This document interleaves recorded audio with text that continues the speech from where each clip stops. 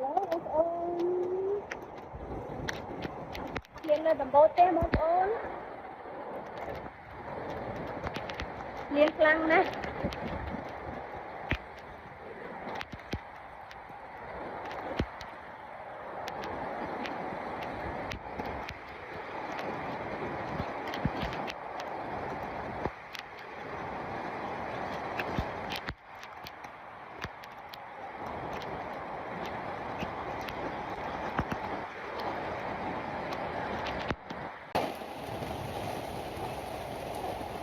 ទស្សនភាពភ្លៀងខាងក្រៅបងប្អូនខ្ញុំរត់ចូលក្នុងតង់រត់ចូលក្នុងតង់ភ្លៀងបងប្អូនតង់ទុកចោលនៅលើដំបូលផ្ទះហើយតែខ្យល់មកដួលទៅហាលអស់នៅក្រៅភ្លៀងឥឡូវសើមអីហ្នឹងរត់ចូលតង់សើមអស់តែសំខាន់ចង់លេងតែភ្លៀងដែរទៅទៀតខ្ញុំទៅក្រៅវិញហើយទៅថតទឹកភ្លៀងឲ្យបងប្អូនមើលអើយទៅក្រៅវិញហើយ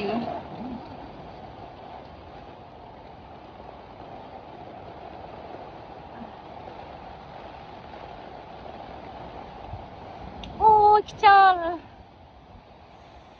អីយ៉ាអូមើលទឹកឡើងពេញកៅអី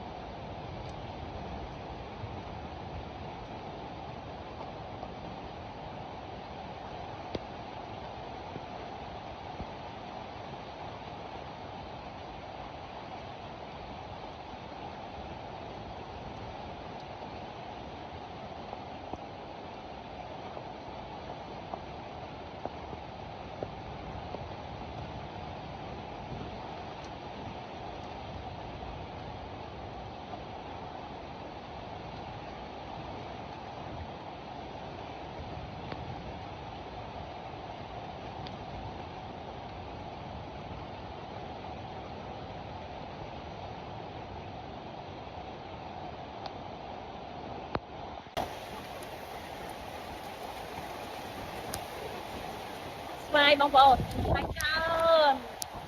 ជ្រុះអស់ខ្លះហើយបើនៅទាំងអស់វិញនឹងផ្លែច្រើនយ៉ាងណាទេ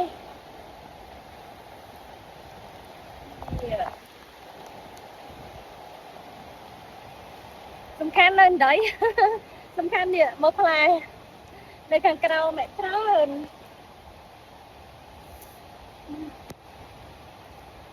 កំពុងតែភ្លៀងបងប្អូនថតជូនពុកម៉ែបងប្អូនពេលខែភ្លៀងពេលថ្ងៃភ្លៀងអង្គុយលេងតែភ្លៀង